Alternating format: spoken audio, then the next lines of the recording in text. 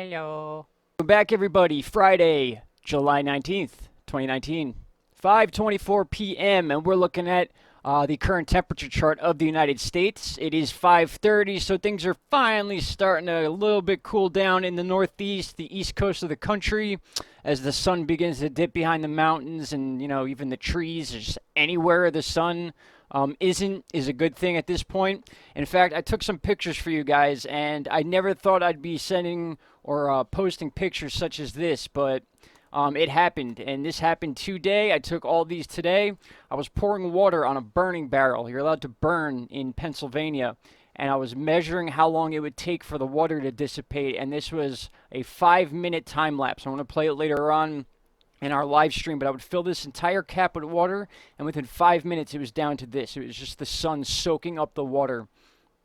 As you can see here, I'll make it a little bit bigger, but check this out. The temperature gauge in my bathroom melted and started sliding down the window. It burnt out. It's no longer working, period. Like, it's just shot. I changed the batteries, everything, after filming this shot first, so you guys could see. This is literally, there's no glue involved with this thing. It's the suction cup. It's literally burning the rubber onto the window and then dripping down. That's how hot the sun is. Now, you can look at the temperatures, and it's showing up where I live. It's 89, 90 degrees. Hey, no big deal. It's the middle of summer. Things like that happen. But this is like a different type of heat, guys. It's so, like, sticky hot, so you would think that it would actually take away some of that heat, like that dry heat feeling. But no, it's worse than I thought it would feel. But what it's doing to the side of my house is crazy. This is one letter in my address. I'm certainly not giving out my address, especially with all these people copying my channel now. I just want to let you guys know there's a second person now who has made a mimic channel of mine with my logo. All you have to do, guys, is hover over my name, and you'll see the subscriber number. And that's how you know who or what my channel is. So I just want to make that clear, that all you have to do is hover over my name, and you'll see if it's me or not. I have two channels, period. Into Thin Air News is the backup to this channel, and then Into Thin Air, obviously the one I'm posting from, which I'm still posting from. So there's someone running around with the name Into Rim Air. There's someone running around with the name Into Thin Air without the I, just like bashing my name. So at this point, I'm over it. I don't even care. They can do whatever they want. Those of you that are smart enough to look at letters in a name, you'll know it's not me. But back to the topic at hand here. This heat is no joke. Like these are brand new letters we just put on the side of our house, peeling up, definitely from the heat. I mean, this happened today. In fact, we put them up 3 days ago. So these are 3 days old, these new stickers. They're weatherproof, all this stuff. They're meant for outside. We've been using the same ones for years. And this has never happened before. We changed them because they actually start losing color before anything. And these are just peeling up and disappearing. You know, the glue is just melting. And that's what it looks like here, but this is actually rubber. There's no glue involved with this Accurite temperature gauge thing. I think I've used this in a couple pictures, actually, to show you guys temperatures around different parts of the world with me being in PA. And again, the water. And then I think I had a little chipmunk hiding. Caroline took this picture of this thing hiding under the car. Just some funny stuff, keep the mood up. But with that said, guys, we do have a heat wave going on, and it's very hot in the middle of the country. Certainly hot near Arizona, South Carolina, Las Vegas. It's always hot there, but it's very hot there. And they were comparing these temperatures in South California, especially Death Valley, to what to expect this weekend. Now, again, it's a different type of heat. It's weird because you see these numbers now at 5:30 in the afternoon, which is what time it is here in the east of the United States. And you see some 70s in New York by the lakes, and then you got 82, 92, 84, and that would be like, that's not really a heat wave, but it is. Trust me, there's people. In fact, an NFL player, I have actually met this guy in my lifetime when he played for the Giants, Mitch Petrus. He actually passed away from heat stroke. That's what they're saying right now. This is a very new article, 1 hour ago, 5 hours ago, 10 minutes ago. And I believe this was today. This was earlier today. I'm not sure if he is still like a coach of some sort, but I know he doesn't play football anymore. He played for the Giants. That's when I met him. He also played for the Patriots. He won a Super Bowl. And very young guy. I was born in 1985. He's 2 years younger than me, 32 years old. I mean, you don't just drop dead at 32 years old from heat stroke. I'm sorry, but he must have been out there doing something or something to stress his body, especially a football player, somebody who's been out in the heat practicing for years and years, basically his entire life, and then at 32 to die of heat stroke without being on a football team is just a little odd to me. But nonetheless, there you have it. The heat is affecting people. I'm not sure if this guy lives in New York right now or at the time of his death where he was. He went to the University of Arkansas. I knew about that. The New York Giants posted tweets saying on the passing of Mitch Petrus, we are saddened to hear of Mitch's passing. Our thoughts go out to Mitch's family and friends. You know, those things you would typically hear. Again, he was a player for the Giants and for the Patriots, and he was 32 years old, offensive lineman. And then also Minnesota, guys. Minnesota got smashed last night with tornadoes, and they're still going on. We still have 2 open tornado warnings. Well, now 1. In, where is that? Kennebec. Okay, so Kennebec was actually an area highlighted last night just north of, where are we? Minneapolis, just north of Minneapolis, actually. You can see the severe warning boxes, the yellow boxes all over Minnesota right now. And that weather is moving to the east, so we need to understand that. This is going to stay up top for a little bit. But things are going to start pancaking down. They're going to cool down, but it's going to be another 2 days of this type of heat. And it's not good, guys. It's like very uncomfortable heat. As far as the storms go, though, you can see here this area is highlighted for tornado warnings for today. And here is severe thunderstorm warnings. This is part of Ohio, Pennsylvania, New York. And this is going to be what cools down some of the temperatures, but not in the way that you want. You just want cooler air and not rain and, you know, stuff that keeps you indoors when you finally want to get outside and away from this stuff. Now, looking at the lightning chart, you would think the South is also dealing with some stuff, and they are. There's some severe weather going on in the South, so we have just these random portions. It's almost like a triangle. Like we got the Minnesota area, New York, Pennsylvania, up here in the Northeast, and then in the Southeast, we got Florida and more South Carolina and Georgia involved in the severe weather part of this, as you can see here. In fact, all of these are in Georgia right now, the severe weather threats and the flash flooding. Flash flooding's in green. The severe storm warnings, you can see here right over Macomb. Those are severe storm warnings. There's an Albany here in Georgia as well, just like there's an Albany in New York, but this is obviously the Albany of Georgia. And then, like I said, South Carolina will be next as this storm begins to roll up to the northeast. Now, that's interesting, that line there, but we'll talk about that later in the live stream. We got a severe area here near Cape Coral in Florida, also a marine statement. That's what they put as their severe warnings when you get closer to the water and to those outer banks that stick out into the water. That's why you see the marine statement. So, by the way, this is Radar Scope. You guys all know about it by now, I'm sure. It's $29.99. You buy it, you own it for life. You can add extensions to it on a monthly payment basis, however you want to do it. This has actually gotten bigger since I started the video, actually. So we'll take a look at this really quick in Pennsylvania. Where is it? Here we go. Severe thunderstorms in Pennsylvania. 1, 2, 3, 4, 5, 6, 7 different cells making their way across right now. Change to reflectivity. That's how you see the storm cells.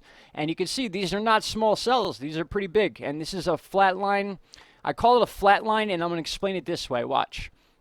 The reason I'm saying flat line is because over time, this entire system that you're seeing up here by Minnesota and up by New York right now is going to start flattening out and coming south, almost like it's a dip in the jet stream, and that's what's going to cool things up over the next couple of days. By the 22nd, you're going to see almost like this pancake thing come down, and then it's going to turn into that typical U that you see with the jet stream dip, but that's going to allow the cool air to come down from the north into the United States. When you have the up dip like we have right now, that's why it's so hot here and so hot here. These are up dips in the jet stream, and that allows the warm air from the south to come up.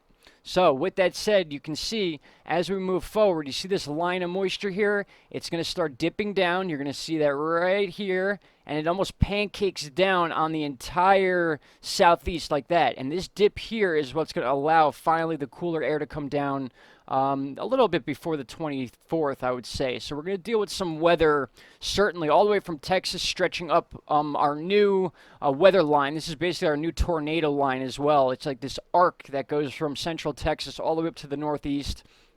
Very odd, very different. Things are changing, guys. That's all we got to understand. There's things in the weather are changing. There's no doubt about it. High pressure is actually good when it comes to heat because it forces the moisture out of the way, and you can see the dip in the jet stream right here. You see these lines here? You follow that, and everything's going around it. And then we have the Bermuda Atlantic pressure. This is another H here. Imagine this H right here. That's why you see these lines. So any bit of weather is going to follow around these lines, just like hurricanes do. And then with another high pressure pushing down this way, it's forcing all the moisture in a tight little stream, like an atmospheric river, over into the ocean after the 23rd. But before the 23rd, we're going to have this to deal with. And this is in the next coming 3 days, guys. We've got an entire strip, and a lot of this could be severe. So we're going to watch that on radar scope, which is why we have this site now, so we could pick and choose the areas we want to look at when it comes to the severe weather. Right now, that last tornado warning has expired in Minnesota, but there were so many last night, I don't see it being quite over yet. Especially if you look at the lightning chart. I mean, you could just see the action going on in Minnesota. You could see the momentum is moving to the east, so we're going to watch the states to the east, obviously. And then we have this, which is also the same part. This is both the same system right here. And it's going to pancake out. This is going to roll out to the ocean a little bit this way as this bends down. And that's when the cooling down is going to begin. We've actually had an earthquake in Pennsylvania, believe it or not. I don't know if anyone felt this, but check this out. 2.2, 2 kilometers in depth. It's not even 2 miles deep, this earthquake was. 2.2 miles in depth. You can see kind of the geography around it. Right here is the epicenter of the quake. It looks like it's someone's backyard where their sheds are. Nothing really serious around the area. It looks like maybe a school or a hospital even. Actually, I don't see any helicopter pads, so probably not a hospital. I don't know. I haven't looked into this area, but what I don't see is anything that would cause me to think there'd be an earthquake in this area. And not only that, but since we're talking about earthquakes for a minute, there was another one in New York today. Check this out. Lake Pleasant, New York. I know that area pretty well, actually. I'm from New York, just not upstate. Everyone thinks when you say you're from New York from New York City, but New York is actually a fairly big state. And this one's just in the middle of the woods. This looks like a dead zone of the woods. If this image is actually up to date, but it's right off a road here, so it will be able to be accessed by people if they need to go check the epicenter. But this was also a 2.2, 5 kilometers of depth, so a little bit deeper than our Pennsylvania quake, which was about 15, 20 miles from where I'm living right now. So I didn't feel this quake. It's certainly a 2.2. They're not that big, but for Pennsylvania, it's interesting to see. We had a pretty decent earthquake by the border of Erie, Lake Erie and Pennsylvania a few weeks ago that was pretty close to the record of biggest earthquakes in Pennsylvania, at least in the last 20 years. But not to get too far off track here, yes, those are the earthquakes of the day, including obviously Tennessee, and then we had 3 smaller ones in Oklahoma. Oklahoma's been a pretty big hot spot lately, and then the West Coast, oh my God, we could just talk about that all day. But this is a weather video, so back to what we were talking about originally, the heat wave going on, plus this 3 triangle storm situation we got going on here. So again, New York, Pennsylvania, parts of Ohio. This is going to be part of this storm here. These are going to connect into one piece. It's going to begin to flatten out like this. This system down here in the southeast is going to move out and up as this comes underneath it.